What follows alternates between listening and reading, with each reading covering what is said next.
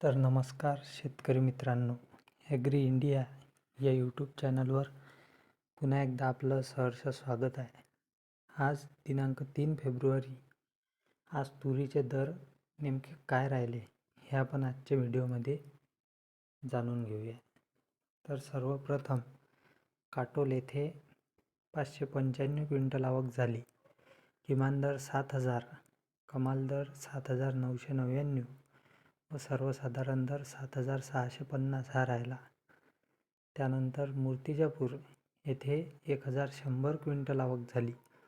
किमान दर 8,015, कमाल दर 8,600 व सर्वसाधारण दर 8,310 हा राहिला. त्यानंतर वाशिम येथे 2,100 क्विंटल आवक झाली. किमान दर 7,730, कमाल दर 8,400 व सर्वसाधारण दर 8,200 हा राहिला. त्यानंतर मुरुम येथे गज्जर जातीची तूर 527 क्विंटल आवक.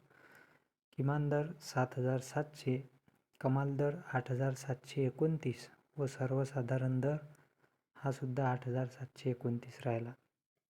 त्यानंतर बाबुळगाव येथे लाल जातीची तूर 430 क्विंटल आवक. किमान दर 7,601, कमाल दर 8,460, सर्वसाधारण दर हा 8,251 राहिला. त्यानंतर नागपूर येथे 2,850 क्विंटल आवक. किमान दर 7,800, कमाल दर 8,730 व सर्वसाधारण दर 8,547 हा राहिला. त्यानंतर जळगाव बाजार समिती येथे 57 क्विंटल आवक झाली. तिथं किमान दर व कमाल दर व सर्वसाधारण दर हा 8,400 हाच राहिला. त्यानंतर अमरावती येथे 4,218 क्विंटल आवक. किमान दर 8,000, कमाल दर 8,530 व सर्वसाधारण दर 8,265 हा राहिला. त्यानंतर अकोला येथे 2,602 क्विंटल आवक झाली. किमान दर 6,195, कमाल दर 9,050 व सर्वसाधारण दर 8,690.